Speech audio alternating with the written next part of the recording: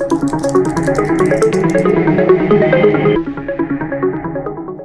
vaxtınız xeyir olsun əziz izləyicilərimiz. Hər gün olduğu kimi bugün də studiyamızın qonağı var. Studiyamızın qonağı jurnalist Qazi Rey Kərimoğludur. Rey bəy, xoş gəlmisiniz studiyamıza. Xoş gördük. Təşəkkür ederim. Bugün bildiyimiz kimi xüsusi təyinatlı qüvvələrin yaranmasından 27 il keçir. Bəli, Azərbaycan ordusunun fəxri, Azərbaycan xalqının qürur yeri olan xüsusi təyinatlı qüvvələrimizin, hansı ki bu günləri 052 deyirlər, düşmənin, yəni bağrına od salan, bağrını dələn, yaşma deyirlər, 052 deyirlər. Azərbaycan xüsusi təyinatlı qüvvələrinin yaranış günüdür. Bugün münasibətlə bütün xüsusi təyinatlı mənsublarını təbrik edirəm. Onlara xidmətlərində uğurlar arzulayıram. Bütün şəhidlərimizin ruhu şad olsun, qazilərimizin canı sağ olsun. Xüsusi təyinatlılar Azərbaycan müstəqillik dövrü, belə deyək, hələ müstəqillik olmamışdan əvvəl Ermənistan Azərbaycana təcavüzə başlayandan formalaşmaya başladı. İlk xüsusi təyinatlarımız polis olubdu. Xüsusi təyinatlı polis dəstələrimiz olubdu. Hansı ki, çox böyük qəhrəmanlıqlar göstərdilər. Onlar da şücaət göstərdilər. Adları, orada da döyüşçülərimiz var ki, adları dillərdə bir əfsanəyə çevrildi. Bu yarandı haradasa 89-90-cı illərdə. 91-ci ildə Milli Ordu yarananda ilk yaranan ərazi özünü müdafiə batalyonları oldu. Rayon Xalq Sovetləri İcraya Komitəsinin qərarı ilə yaranmışdı. Bunlardan ilklərindən biri də Azərbaycanın milli qəhrəmanı Polkovnik Leytenant, sonradan şəhid oldu. Şirin Mirzəyevin yaratdığı batalyon oldu. Ağdam ərazi özünü müdafiə batalyonu. Təsadüf elə oldu ki, yəni tale elə gətirdi ki, batalyonun 3 xüsusi təyinatlı dəstəsi yarandı. Hər birində 11-13 nəfərdən ibarət. Qrom 1, Qrom 2, Qrom 3. Mən Qrom 2 dəstəsində xidmət elədim, əskər oldum, sonra orada xidmət elədim. Sonra isə kəşfiyyat dəstəsində xidmət elədim. Yəni deməyim odur ki, Azərbaycan xüsusi təyinatlarının bünövrəsi bax belə qoyuldu, gəldi. Sonra səhv eləmirəmsə 95-97-ci illərdə Şıx qəsəbəsində bir hərbi hissə kimi formalaşmağa başladı xüsusi təyinatlılar. Amma ümummilli liderimiz rəhmətli Heydər Əliyevin təşəbbüsü, dəstəyi ilə Azərbaycan xüsusi təyinatlılar qüvvələr olaraq bir böyük bir, belə deyək də, hərbi güc olaraq 1999-cu ildən 30 apreldən yarandı. Çox böyük, belə deyək də, ağır bir zəhmət hesabına yarandı. Bilirsiniz ki, uzun illər onun komandanı Hikmət Mirzəyev olub, general polkovnik. Həm aprel döyüşləri, ondan əvvəl, ondan sonraki dövrlərdə onlar sınaqdan çıxdılar. 44 günlük müharibədə yenə də böyük şücaət göstərdi bizim xüsusi təyinatlılar, qəhrəmanlıq göstərdilər. Sonra antiterror əməliyyatında da iştirak elədilər və canlarını qoyaraq torpaqlarımızı işğaldan azad elədilər. Xalqımızın, necə deyərlər, o itmiş qürurunun bərpa olunmasında xüsusi təyinatlıların böyük xidməti, rol oldu. Onların zəhməti, xidməti böyükdür. Azərbaycan xalqı bunu heç vaxt unutmayacaq, onu unutmamalıdır da. Siz özünüz də hər iki döyüşlərdə iştirak etmişsiniz. O zamanki döyüşlərlə bugünkü döyüşlər arasında çatışan və çatışmayan cəhətlər, nə kimi fərqlər gördünüz? Talih ilə gətirir ki, 1-ci Qarabağ müharibəsində belə deyirlər. 91-ci ilin avqustunda Şirin Mirzəyev Ağdama gəldi. Dediyim kimi ilk batalyonu yaratdı. Ağdam ərazi özünü müdafiə batalyonunu. Orada mən döyüşçü, sonra olan Qrom 2 dəstəsində, sonra isə kəşfiyyatda Şirin Mirzəyevin əmri ilə, tapşırığı ilə xidmətə başladım. Orada xidmət elədim. 2 dəfə miniyə düşdüm, yaralandım xidmətin zamanı. Talih ilə gətirdi ki, bu 44 günlük müharibədə, aprel döyüşlərində ictimai dəstək kimi oldu. Biz o aprelin 1-dən 5-nə qədər Qarabağ Qazilər Birliyinin sədri Etimad Əsədov, ondan sonra Beynəlxalq Avrasiya Mətbuat Fondunun sədri Umut müəllim, Şəmstan Əlzamanlı bizim dəyərli Bəli, sənətçimiz, sənətkar, hərbi bəli. diktorumuz Şəmsdən Əlzamanlı, ehtiyatda olan tərxis olmuş hərbiçilər İctimai Birliyin sədri Emin Həsənli və digərləri bir yerdə o aprel döyüşlərinin ərəfəsində biz o şəhidlərin qarşılanması, dəfn olunması prosesində iştirak elədik. Digər orada köhnə 1-ci müharibənin iştirakçı döyüşçülər var idi. Sonra 44 günlük müharibə, Toz döyüşləri ərəfəsində biz cənab prezidentə müraciət etmişdik ki, biz köhnə, yəni 1-ci müharibənin döyüşçüləri də yanınızdayıq, gücümüz çatan kömək etməyə hazırıq. Sentyabrın 27-sində əks hücum başlayanda bizi də çağırdılar, biz də xidmətdə olduq. Cəbhənin cənub istiqamətində xidmətdə olduq. Birbaşa açıq döyüşdə iştirak eləməsək də, yəni orada iştirak eləməmişik, amma biz en sahəli hərbi hissədə, döyüşən hərbi hissədə döyüş hazırlığı, əskərlərimizə psixoloji dəstək, bilik və bacarıqlarımızın onlara öyrənilməsi, eyni zamanda onlara həm də elə bir, necə deyək, müəyyən məsələlərdə onların yanında olduq və xidmətdə olduq. Bəli. Müdafiə Nazirliyinin xətti ilə orada iştirak elədik. Fərq çox böyükdür. O vaxtı silah-sursat çatışmırdı. Nizami ordu yeni yaranırdı. Əksik çox idi, amma buna baxmayaraq bu prosesə qədər silahlanmış düşmən, yəni erməni hücum edirdi, torpaqlarımızı işğal edirdi, insanlarımızı qırırdı və bizim milli ordumuzda belə bir şəraitdə yarandı. Eyni zamanda da ölkədəki siyasi qeyri-stabil vəziyyət, qonşu dövlətlərin, düşmən dövlətlərin müdaxiləsi ölkədə çox xaotik vəziyyət yaratmışdı. Amma bütün bunlara baxmayaraq o dövrdə o qəhrəman oğlanlar Azərbaycanın nə qədər gücləri çatdı, müdafiə elədilər və bilirsiniz, Əliyar Əliyev kimi milli qəhrəmanımız, Allahverdi Bağırov kimi, Şirin Mirzəyev kimi, ondan sonra Ramiz Qəmbərov kimi, nə bilim, digər Vəzir Oruzov kimi, digər belə qəhrəman oğlanlarımız silaha sarıldı, xalqın birliyi ilə torpaqlarımızı maksimum müdafiə eləməyə çalışdılar. Nə gücləri çatdı, onu da müdafiə elədilər. Amma indi 44 günlük müharibə, ondan əvvəlki 2016-cı il döyüşləri, ondan sonra 44 günlük müharibə, sonra antiterror döyüşləri.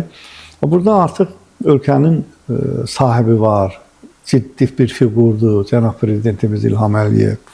Bir siyasi fiqurdur, dünyada fikir versiniz, necə böyük bir nüfuz sahibidir. Ölkədə vahid komandanlığı təmin elədi. Ölkədə milli həmrəyliyi təmin elədi.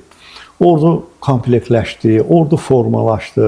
Adicə xüsusi təyinatların formalaşması inkişafında İlham Əliyevin müstəsna xidmətləri oldu. Və ən müasir silahlarla təchiz edilmə və eyni zamanda da ordunun xalqla vəhdətini qurdu, yaratdı ki, bu da bizim qələbəmizi şərtləndirən əsas amillərdən biri oldu.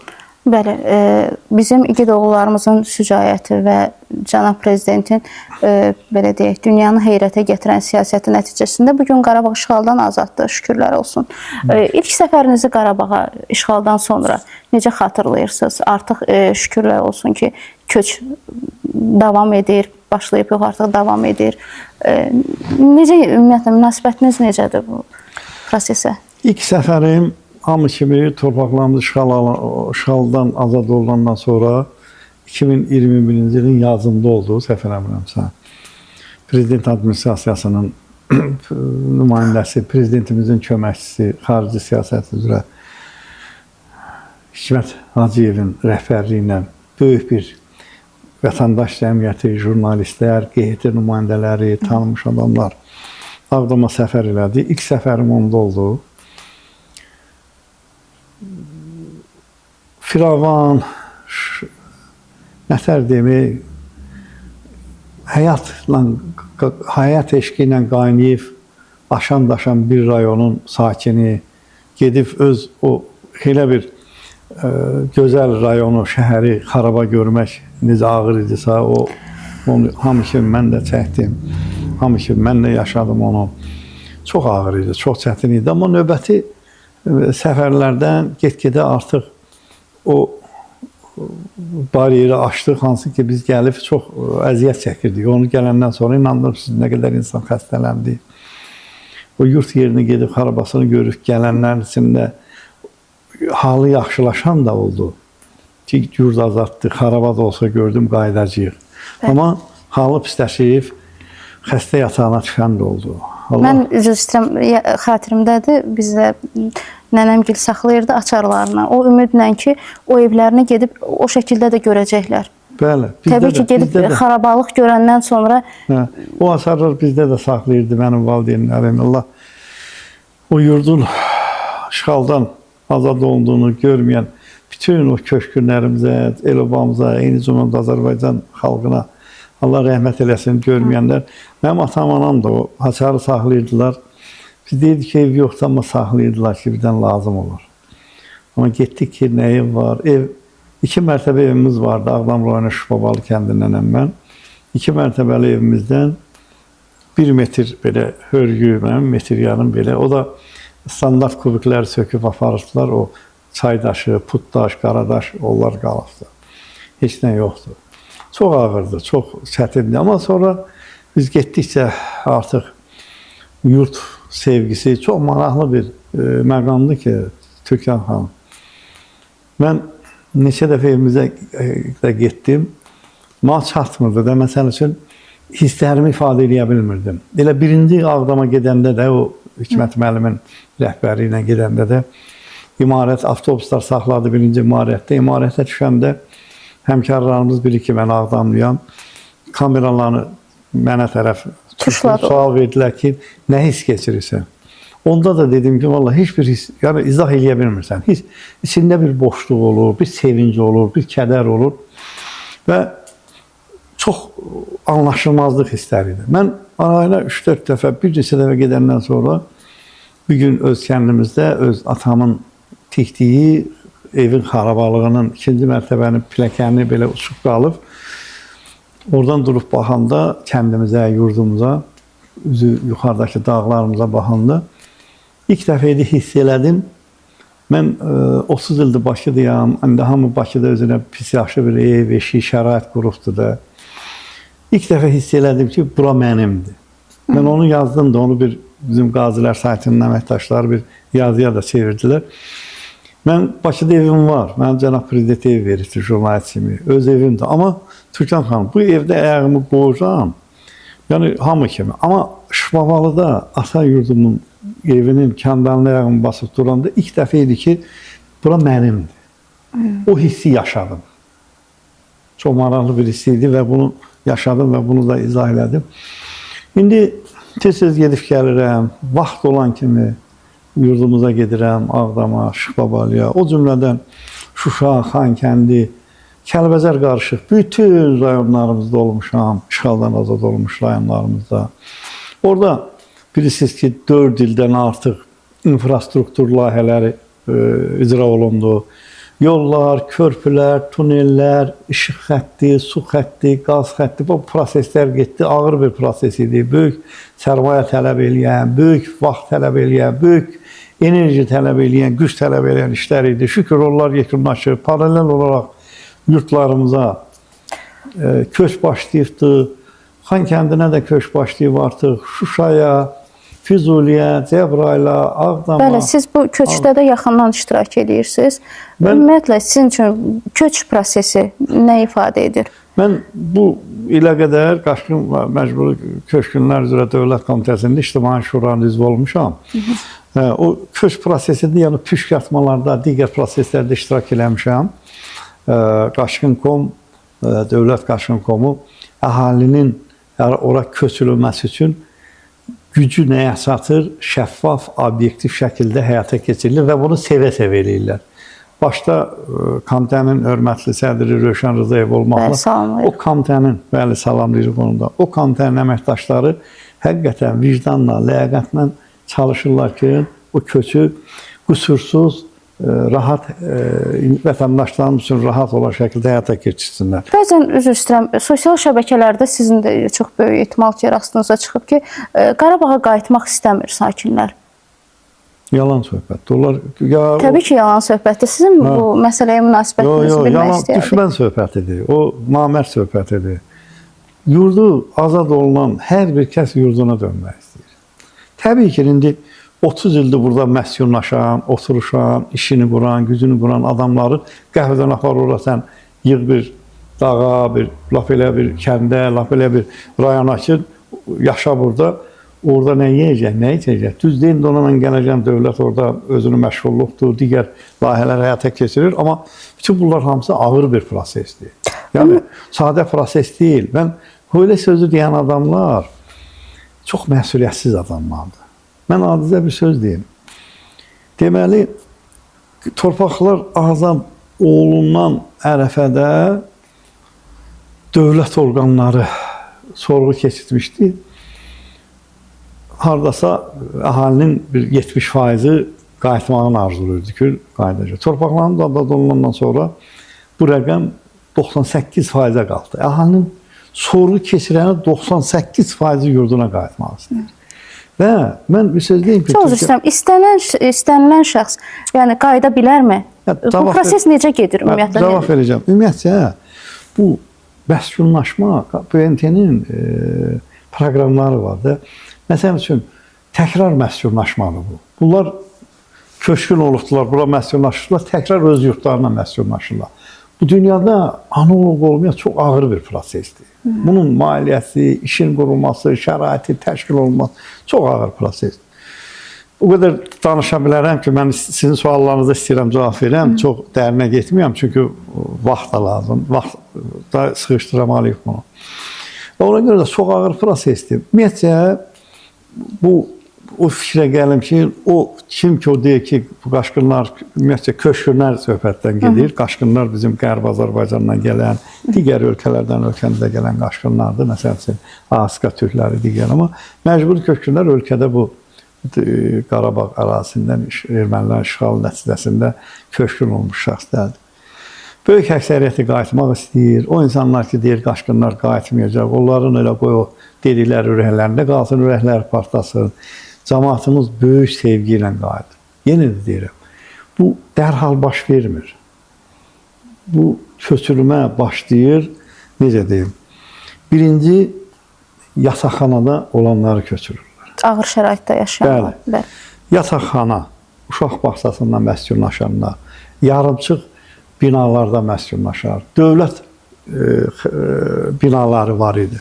Orada məskunlaşanlar, sanatoriyalarda, pansionatlarda məskunlaşanlar. Birinci bunlar köçürülür və hələlikdə o proses gedir. O qutarandan sonra da köçkün olub, hardasa məskunlaşıb, amma sonra özünə bir ev alıb, bir otaqlı, iki otaqlı evi var, falanı var. Bu çox azdır. Onlar da qayıdacaq. Yəni, onlar da mən bildiyim qədər, mən dövlətin adından danışa bilmərəm. Bu günləri o heç bir strukturda təmsil olunmuram. Bir vətəndaş cəmiyyətinin nümayəndəsi, bir jurnalist kimi deyirəm ki, dövlət hamını, bütün köşküləri evlə təmin edəcəkdir. Kim evi var, ona da veriləcəkdir. Onun orada mülküdür, onun orada hüququdur. Başqa məqamlar da var, hansı ki, orada onların babalarının mülkü olubdur. Məsələn, bizim kənddə alim var idi, Bakıda yaşayıb, ailə burada evlənib, ailəsi uşağı, amma Şubabalı kəndində babasının mülkü var idi. 83-cü ildə gəlib təmir eləmişdi, gəlib yaşayırdılar, gəlirdilər və alırlar. Gələcəkdə onlardan belə hamının çox güman ki, yəni mülkiyyət hüququ veriləcəkdir. Bəzən çox üstünə gedirlər ki, mənə 2 otaq verdilər, birinə 3 otaq, belə elə söhbətlər də olur. 4 nəfərə 3 otaqlı mənzil verilir dövlət tərəfindən məcburi köçkünlərə. Baxmayaraq ki, Sosial Təminat Nazirliyi şəhid ailələri, müharibə əhliləri üçün 4 nəfərə 2 otaq verir. Yəni, bunlar öz başına verilmir. Nazirlər Kabinetinin qərarları iləndir bunlar hamısı. Məsəl üçün, Ağdamda köçürülən, həyət evlərinə köçürülən kəndlərdə Xıdırlı, Sarıcalı, Kəngərli, bir neçə kənddə tikilir, maşallah. Ora hər birinin 12 sot torpaq sahəsi verilir və evlər tikilibdir. Bəli, bəzən deyirlər ki, o evlər hamısı standartdır, spişka karovkası kimi bir-birinə bənləyir. O evlər hamısı Avropada, Amerikada villa sayılan evlərdir, böyük evlərdir. Bizim indi orada yaşayanlar görürlər ki, orada necədir o evlər. Mən demirəm da elə böyük villa, yox. Yəni səliqəli Almaniyada, Avropada, Amerikada bir ailənin yaşaması üçün lazım olan şəraiti olan evlərdir. Çox gözəl də evlərdir. Şəxsən Allah mənə də qismət eləsin, bizim ailəyə də qismət eləsin. Ümumiyyətlə köçmək planınız varmı sizin gələcəkdə? Mənim hər gün ora köçmək istəyirəm, amma köçürtmürlər məni. Çünki mən Ağdamın Şifabalı kəndindənəm. Eşitdiyimizə görə Şifabalı kəndi bir il baş planı hazırlanacaq.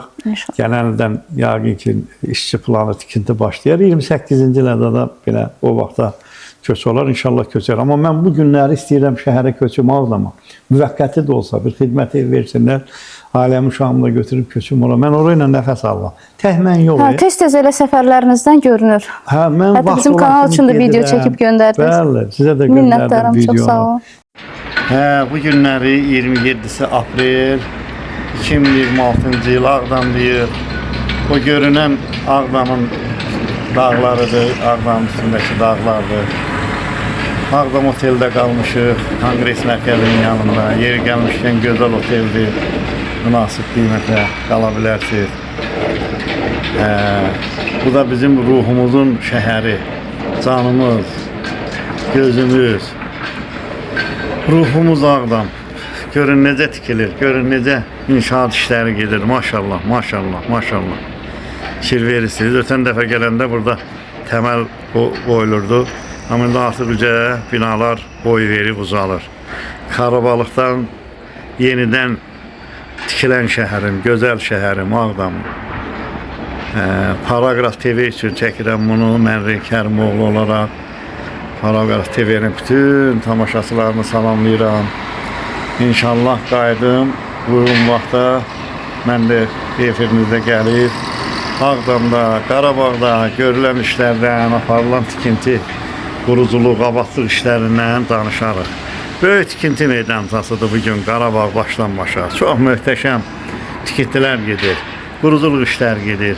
İnsanlar yavaş-yavaş tikilən evlərə köçür.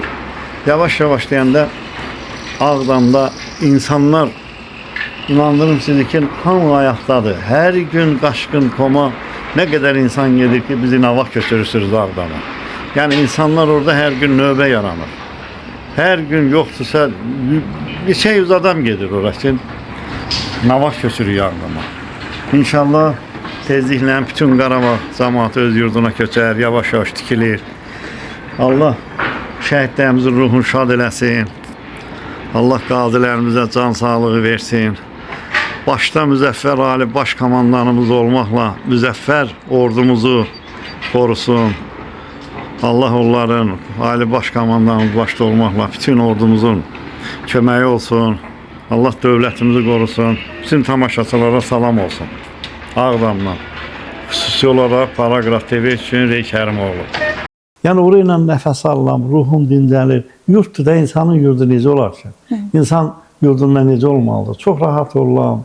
Ailə üzvlərimizdə, qohumlarımızla gedirik, sevə-sevə gedirik. Hər gedəndə şəhidlərimizə dua edirik, qazilərimizə dua edirik. Ali baş komandanımız başda olmaqla ordumuza dua edirik ki, sağ olsunlar, yurtlarımız azad olub. Mən köçmək istəyirəm, amma təəssüf ki, qanun hələ mənim ora köçməyimi imkan vermir. İnşallah birinci imkan olan kimi yurdumuza dönəcəyik. Və nəyi demək istəyirəm? Bax, orada evlər tikilir. Bəzən deyirlər ki, orası belədir, orası elədir. Valla burada da evlər verilibdir. Özümüzə ev tikirik. Evə köçürürük. Valla olur, lamşqanı vurursan, lamşqa yanır. Suya çıxsan, kran partlayır. 100 cür problem olur. Bunlar hamısı xırda şeylərdir. Əsas odur ki, mən verilişdən sonra sizə göstərərəm, məndə çox videolar var. O evlərin günövrələri necə möhkəm tikilibdir, necə betonlanıbdır. Yüksək səviyyələ tikilibdir, yüksək səviyyədə. O istilik izolyasiya qatı ilə bərabər. Yəni termoqat deyirlər. Qışda isti olur, yayda da sərin olur evlər. Bəzən deyirlər ki, məsəl üçün orada toyuq, cücə, mal, qoyun saxlama icazə vermirlər. Ağdam rayonunda o imkan var. Mən Xıdırlıya gedirəm, gəlirəm. İnək, camış, qoyun, toyuq, hündüşqa, Hər şey saxlayırlar. Bəs binaların tikilməyinə münasibətiniz necədir? Yüksək səviyyədə. Çox gözəl binalardır, çox səliqəli, keyfiyyətli binalar tikilir və davam eləyir. Ağdamda çox böyük bir tikinti, belə deyək də, dövlət tərəfindən əsl bumu yaşanır. Şəhərə gedirsən, hər tərəfdə texnikalar işləyir və ümid edirik ki, bilirsiniz də, Ağdamda 20.000 insanın köçəcəyi gözlənir bu ilin axırına qədər. Bəs bunun üçün infrastruktur, təhlükəsizlik və yaxud da iş imkanları, yəni ən vacibi hansıdır? Məsələn, Yetəri qədər təmin olunurmu hər üçün? Təhlükəsizlik deyəndə yadıma salın, mina təhlükəsindən ayrıca danışacağım. İnfrastrukturdur, yüksək səviyyədə qurulub. Məktəb də var, bağça da var, isti suyu, soyuq suyu, marketlər böyük də belə. Ağdam şəhərindən danışıram. Bəs iş imkanları əsasən... İş imkanları baxımından problem var. İstər tək orada da deyil, elə bütün Füzulidə. Hər halda yeni yaranır, sıfırdan başlayır. Bunlar etapla olan proseslərdir. Olacaq. Məsələ budur ki, dövlət var gücü ilə çalışır ki, ora qayıdan məcburi köçkünlərimizin iş təminatını həyata keçirsin. Böyük işlər görülür. Bu arada Əmək və Əhalinin Sosial Müdafiəsi Nazirliyinin Məşğulluq Agentliyinin fəaliyyətini xüsusilə qeyd etmək lazımdır. Agentliyin nümayəndələri, rəhbərliyi var gücü ilə çalışır ki, yurduna dönən insanlarımızın özünü məşğulluqla, yəni işlə təminatını həyata keçirsin. Böyük işlər görülür, xeyli işlər görülübdür. Amma köçən insanlarımız çoxdur, maşallah. Yenə deyirəm, ilin axırına qədər 20.000 Ağdamlının şəhərə köçəcəyi gözlənilir. Və bu 20.000 insanın içərisində bunların olmasa bir 6.000, 7.000-i işlə təmin olunmalıdır ki, bunlar işləyən adamlar. Və bunların təminatı, bilirsiniz, Ağdamda zavodlar, fabriklər açılıbdır. Artıq onlar işə düşür. İnsanlar orada yavaş-yavaş işə girirlər. Amma işsiz insanlarımız da çoxdur, var. Yəni müəyyən qədər və narazıdırlar, iş istəyirlər, mənə də zəng eləyirlər. Əli yetən hər yerə zəng eləyirlər ki, kömək edin, bir iş tapaq burada. İnşallah bu məsələdə zaman-zaman öz həllini tapacaq. Türkan xanım, o yurda torpaq azad olsun, qaydaq yurdumuza, çadır quraq, yaşayaq deyən, arzulayan adamlar, o arzulayan adamlar üçün bugün orada olanlar çox böyük işdir. Bəli. Bunu başa düşməmək, bunu anlamamaq, deməmək ədalətsizlik, insafsızlıq olardı. İnsanlarımız da çox böyük əksəriyyəti bu işlərdən razıdır, Cənab Prezidentimizdən razıdır, dövlətimizdən razılıq eləyir. İndi bayaqlar söhbətimizin əvvəlində dedik ki, sosial şəbəkələrdə bütün hallarda, bütün yerdə negativ hal olur. İndi 5 dənə, 10 dənə negativ halı... Sizin bu etap-etap dediyiniz köç prosesinin etap-etap mərhələli şəkildə olması elə birbaşa onlara verilən cavab oldu ki, hər istəyən insan gedə bilməz Qarabağa, köçə bilməz Qarabağa. Bunlar hamısı etap-etap həyata keçirilməlidir. Məsələn, mən Ağdam rayon icra hakimiyyəti, Vaqif müəllim başda olmaqla. Düzdür, indi onlar o işğaldan azad olmuş əraziyə bir o qədər qanunla nüfuz eləmirlər. Deməli, Prezidentin Ağdam, Füzuli, Xocavənd rayonları üzrə xüsusi nümayəndəsi var. Hörmətli Emin Hüseynov. Buradan da onları salamlayırıq, Vaqif müəllim də salamlayırıq. Çox dəyərli bir insandır. Çox böyük işlər görürsülər Ağdamda. Əllərindən gələn edirlər. Onların böyük bir orada komandası var ki, gecə-gündüz orada çalışırlar. Zəhmət çəkirlər ki, yəni insanlarımız sağ-salamat, rahat öz evlərinə köçsünlər, yaşasınlar. Orada həm Ağdam rayon icra hakimiyyəti, həm nümayəndəlik əlindən gələn edir ki, Prezidentin tapşırığı layiqincə orada yerinə yetirilsin. Amma proses ağır bir prosesdir. Prosesin içində nöqsan hər yerdə olacaqdır. Bu nöqsansız mümkündür. Sadəcə olaraq hamı səbirli olmalıyıq. O nöqsanları sosial şəbəkədə, elə digər yerdə belə böyük bir səslə, küylə qaldırmanın da yeri yoxdur, valla. Bunu müvafiq qurumlara deyilsən, gəlir düzəldir. Təhlükəsizlikdən söz düşmüşkən, bayaq da qeyd etdiniz, mina təmizləmə ilə bağlı bir neçə, bilirsiniz, Qarabağa köç edən insanlar arasında minaya düşmə hadisələri baş verib. Nə səviyyədədir bugünkü gün? 400-dən artıq insan bu atəşkəsdən sonra minaya düşür. Həlak olanlar var. Sağlamlıqlarını itirən, ayaqlarını itirənlər var. Ailələr var, başsız qalıbdır. Bu çox təhlükəli, mürəkkəb və incə məsələdir. Əsas bilirsiniz ki, Azərbaycanda ANAMA, Mina Təmizləmə üzrə Milli Agentliyimiz fəaliyyət göstərir, ərazilərin minadan təmizlənməsi. Paralel olaraq Müdafiə Nazirliyidir, Fövqəladə Hallar Nazirliyidir, ondan sonra digər dövlət qurumları hansı ki, minaların təmizlənməsi ilə məşğuldur. Bunlar hamısı dövlətin müəyyənləşdirdiyi proqram əsasında ANAMA-nın koordinasiyalığı ilə həyata keçirilir. Çox böyük işlər görülübdür, çox böyük ərazilər minadan təmizlənibdir. Bilirsiniz ki, təmas xətti xeyli Goranboydan tutmuş ta Cəbrailə qədər. Xeyli, mən deyərdim ki, 200 kilometrə yaxın ərazidir. Ən azı 4-5 kilometr enliliyində təmas xətti idi. O təmas xətti Ohanyan xətti də deyirlər bəzən. Elə minalanıb ki, elə ərazi var ki, 1 kvadrata 7, 8, 9 mina düşür. Və bunu təmizləmək uzun vaxt alardı. Cənab Prezidentin tapşırığı ilə o ərazilər setkiyə alınıb, dəmir torla bağlanıbdır, işarələr vurulub ki, ora giriş olmaz və əhalimizin köçən, məskunlaşan, otlaq, əkin, biçinlə məşğul olmaq. Bəzən deyilənlərə də riayət eləmir. Sadə vətəndaşların... Bəli. O yerləri təmizləyirlər ki, insanlarımız harar ki, məsəl üçün tikiləcək oranı təmizləyirlər, ora üçün əkin sahəsi təmizləyirlər, insanların giriş çıxacağı, uşaqların oynayacağı yerləri təmizləyirlər. Əsasən hal-hazırda bütün mina təmizləmə işi gücü veriblər ora. Dediyiniz məsələ, insanların bəzən çağırışlara, qanunlara əməl etməməsi sırf maarifləndirmə işi ilə bağlıdır. Azərbaycanda mina təhlükəsi, patlamamış hərbi sursat təhlükəsi ilə bağlı maarifləndirmə işləri əvvəllər də aparılıbdır. Bu torpaqlarımız işğaldan azad olundan sonra çox böyük işlər görülübdür. ANAMA ilə yanaşı qeyri-hökumət təşkilatları da Beynəlxalq Avrasiya Mətbuat Fondudur. Bəli, siz birbaşa bu işin içindəsiniz. Bəli, Beynəlxalq Avrasiya Mətbuat Fondudur. Bu işdən çox böyük işlər görüb. BMT ilə, Avropa İttifaqı ilə birgə həm maarifləndirmə, həm digər sahədə böyük işlər görübdülər. Bundan başqa bizim minadan zərər çəkənlər assosiasiyamız birbaşa minadan zərər çəkənlərlə işləyirik.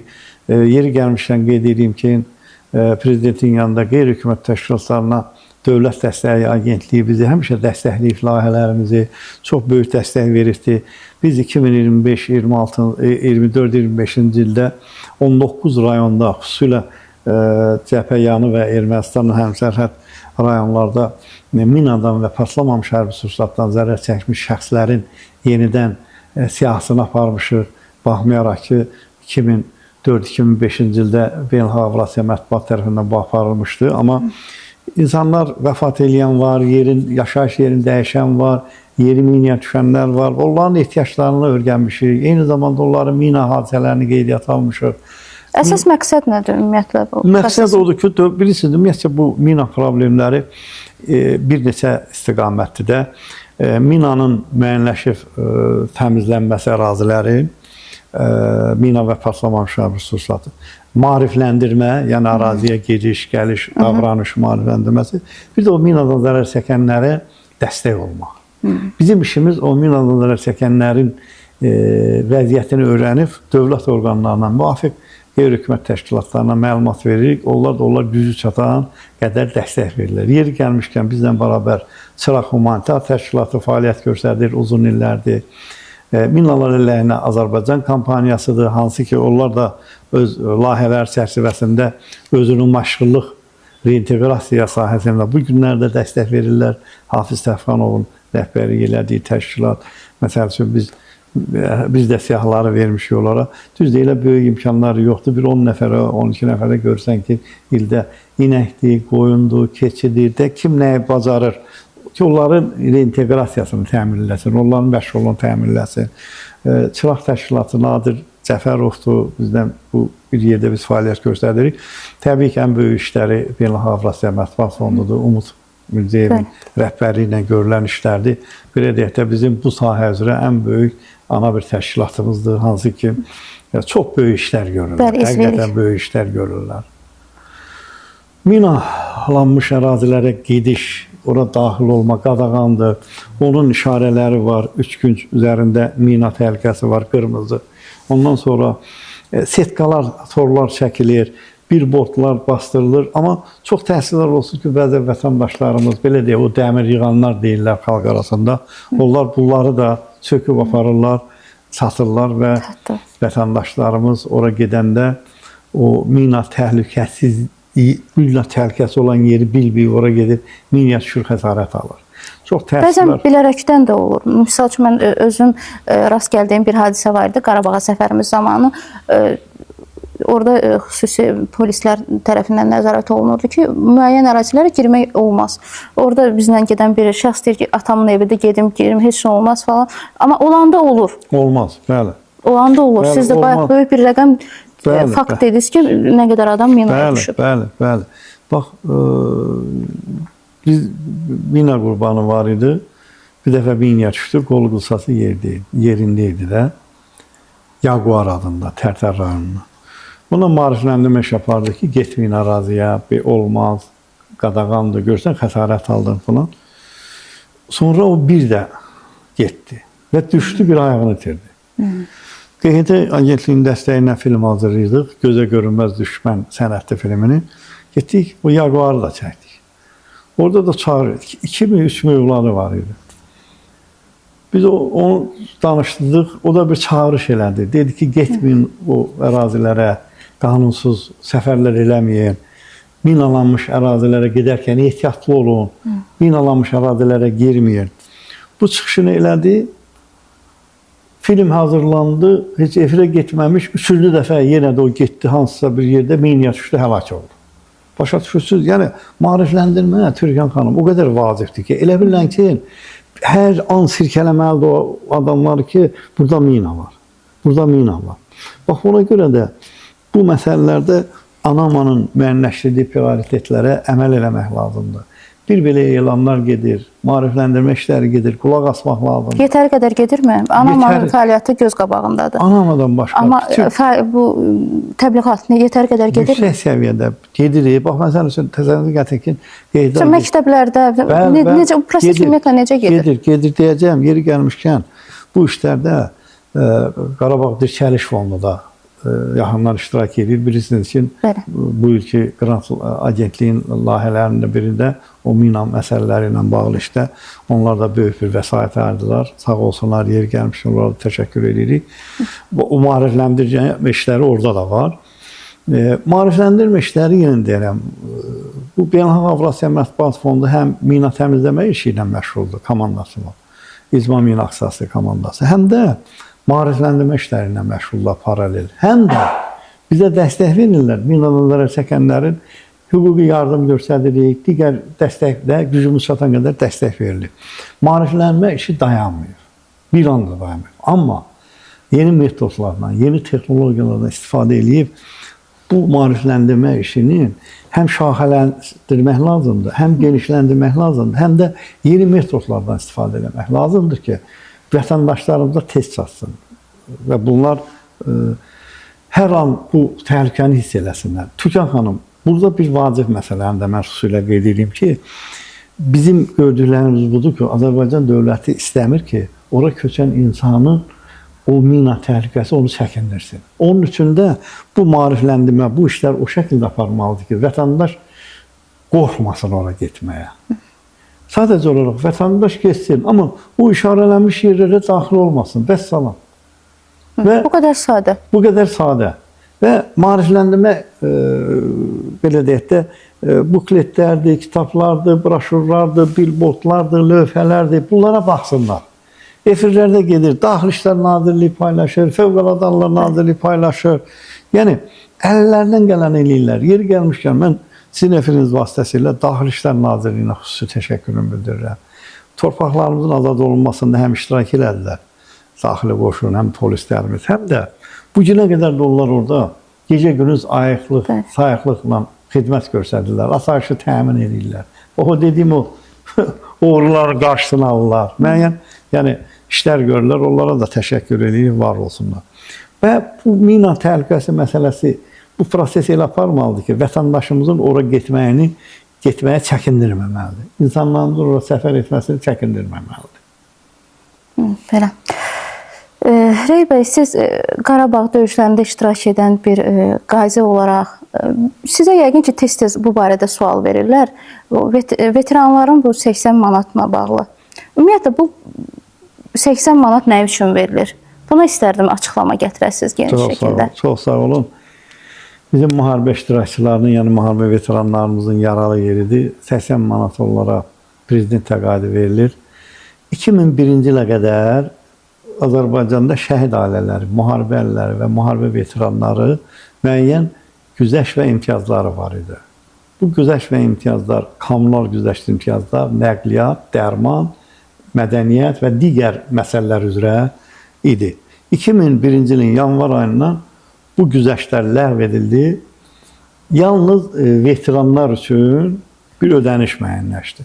Şəhid ailəsi az-çox alırdı, indi yaxşıdır, indi artıqdır, 700 manat verirlər şəhid ailəsinə. Qarabağ ailələrində müxtəlif, 200 manatdan tutmuş, 1500 manata qədər xidmətinə, rütbəsinə, fəaliyyətinə görə müxtəlif pensiyalar alırlar. Veteranları, ona görə veteranlara o adını qoydular kompensasiya. O vaxt olanda bu, yəni o vaxtda biz düşündük ki, bu yanlış qərardır. Rəhmətli Qarabağ Qazilərin Birliyinin sədri Etimad Əsədov o vaxt dəfələrlə dedi ki, bunu ləğv eləməyin, bunu verin bu veteranlara. Nəysə, verdi, dövlətdir də, indi dövlət belə qərar qəbul elədi. Yəni o vaxtki dövlət adamlarına da məlumat verdi ki, bu düzgün deyil. Bu cəmaatın işıqdır, qazdır, sudur, nəqliyyat, digər güzəştləri qalsın. Bu da söhbət təkcə maddi təminatdan getmir. Həm də təsəvvürünüzü gətirin ki, bir adamın işığını gəlib kəsirlər, o birisini kəsmirlər. Oğlu soruşur, ata onu niyə kəsmirlər? O deyir ki, o şəhid ailəsidir, o müharibə veteranıdır, müharibə əllidir. Bu gəncdə bir şey formalaşır ki, deməli dövlət vətən uğrunda döyüşəni xidmətini nəzərə alır. Bu vətənpərvərliyin təbliğin bir forması idi. Nəysə, bunu elədilər. Sonra üstündən bir 2010-cu il idi, 12-ci il idi, bunu elədilər müavinət. Bir müddət əvvəl isə bilmirəm, 5 ildir, 6 ildir, 7 ildir, 8 ildir. Bunu elədilər prezident təqaüdü və 80 manat elədilər. Bəzən elə başa düşürlər ki, bu veterana yaşamaq üçün verilən çörək puludur, ya yaşamaq üçün verilən. Xeyr, bu elə deyil. Bu, dediyim kimi, 2001-ci ildə ləğv edilən kommunal, nəqliyyat, dərman, mədəniyyət ocaqlarına verilən güzəşt idi. Nə idi? Bax, ildə bir dəfə, bax, işıq, qaz, su, lift, zibul pul daxil idi bu. Dərman təminatı pulsuz idi. Bu günləri də, bax, bu günləri müəyyən dərmanlar var ki, qazilər ala bilmirlər. Yaşat fondu vasitəsilə alırlar. Yaşat fondu da ildə 500-600 manatlı limit qoyub. O limiti keçəndən sonra məcbursan özün alasan. Amma o vaxtı bütün dərmanların limiti var idi qazilərin. Yəni, lügotu, güzəşti var idi. Bugün o yoxdur. Eyni zamanda mədəniyyət ocaqlarına, mədəniyyət ocaqlarına qədər ölkə daxili təyyarədən ildə 2 dəfə istirahət gedib gələ bilərdi. Bəli, sanatoriya klublar var idi. Samalyotla ölkə daxilində təyyarə ilə gedib gələ bilərdi. Gəncəyə, Naxçıvana, Lənkərana, digər yerlərə. Dəmir yolu ilə ayda bir dəfə o baş bu baş idarə var idi. Pulsuz, bunlar hamısı pulsuz idi. Ondan sonra su nəqliyyatı ilə ildə 2 dəfə mi, 4 dəfə mi pulsuz idi. Və mədəniyyət ocaqlarına, dövlət dram teatrı idi, akademik, gənc tamaşaçılar idi, musiqili komediya teatrı idi və digər teatrlara bütün müharibə veteranları pulsuz idi, özləri də, övladları da. Eyni zamanda yeni şənlikləri idi, Novruz şənlikləri idi, sirk idi. Məsələn, elə sirklər gəlir Azərbaycana, çox bahalıdır, gedə bilmir. Bunlar şəhid ailəsi, müharibə əlləri və veteranlar üçün pulsuz idi. Eyni zamanda, məsələn, Respublika sarayında, Heydər Əliyev Respublika sarayında konsertlər olur. 50 manatdan başlayır biletlər. Veteran bunu ala bilmir, veteran da balatı getmək istəyir, ala bilmir. Elə biletlər var, daha bahalı. Və orada gedib, hamısı pulsuz idi, vaxt var idi. Veteran, şəhid ailəsi, Qarabağ ailəsi. İndi veteranlar üçün 80 manat verirlər, deyirlər ki, bu elə, yəni onların hamısı təmin edir. O 80 manat heç onları Edirmi? Etmir. O 80 manat heç onları kommunal xərcini təmin etmir. İndi ötən il bizim Sosial Təminat Nazirliyinin nümayəndələri orada dedilər ki, 60 neçə manat eləyir bir adamın kommunal xidməti, amma indi artıq baxı hər şey. İşıq, qaz, su, nəqliyyat. Bunlar hamısı nəqliyyatda pulsuz idi. Metroda, avtobusda pulsuz idi. Veteranla, şəhid ailəsi də, müharibəli də. İndi onların heç birisi yoxdur. Biz təklif edirik ki, 80 manatı verin, aldıra bilmirsiniz də, qaldıra bilmirsiniz. O qalsın, o veterana verilsin. Eyni zamanda da veterandır, müharibəlidir, şəhid ailəsidir. Bunlara nəqliyyatdan və o cümlədən digər, o dediyim mədəni tədbirlərdir, teatrlardır, kommunaldır, nəqliyyatdır, güzəştlərdir bərpa edin. 80 manat elə qalsın, prezidentimizin adı ilə elə prezident təqaüdü onlara verilsin ki, yəni bir uşağının bir dərdinə versin, xırda xuruş bir çanta alsın, baxarsın ayda bir dəfə. Gözəl təklifdir. İnşallah ki, nəzərə alarlar müəyyən bir qism. Neçə ildir bunu deyirik, amma nəzərə almırlar. Bəs Qarabağa köçlə bağlı bayaq saydığınız qazilər, veteranlar, onlar necə? Növbəti etaplarda nəzərə alınacaq ki, hansı ki digər rayonlara, yəni qeydiyyatlarda yaşayırlar, amma Qarabağda istəyirlər yaşamaq. Vallahi orada Mən özüm həqiqətən rast gəlmişəm ki, digər rayondandır, amma Qarabağa köçüb yaşamaq istəyirdi. Hətta müraciət də etmişdi. Vallahi onun hələlik qanunu tərəfi bilmirəm. Məsəl üçün bir Sabirabadlı balası köçüb Xankəndində yaşamaq istəyər, Füzuli dağlarında yaşamaq istəyər, müharibə əllidir, şəhid dalısı, veterandır. Hələlik elə bir qanunu, belə deyək də, görmürəm, elə bir şey yoxdur, mən bildiyim qədər elə bir məqam. Olsa çox yaxşı olar. İstənilən veteran, şəhid ailəsi, Qarabağ əlli, ailəliksə və yaxud elə təkcə subaydı, gedib orada yaşamaq hüququ istəyirsə, onun hansısa bir formasını tapıb verirsə yaxşı olar. Belə. Sonda tamaşaçılarımıza demək istədiyiniz varsa, buyurun. Çox sağ olsunlar, baxdılar, əziyyət çəkdilər. Sizə də Paragraf TV-yə də uğurlar arzulayıram. Ümid edirəm ki, geniş auditoriya qazanacaqsınız, zəhmət çəksiniz, əziyyət çəkirsiniz, nəticəsi olacaqdır. Uğurlar olsun. İnşallah. Beləliklə, inşallah ki, biz də sizdən tezliklə Ağdamda müsahibə götürək. İnşallah. Bu arzu ilə verilişimizi sona çatdırırıq. Beləliklə, verilişimiz sona çatır. Verilişimizin qonağı isə Qarabağ qazisi jurnalist Rey Kərimoğludur. Sağ olun, sağlıqla qalın.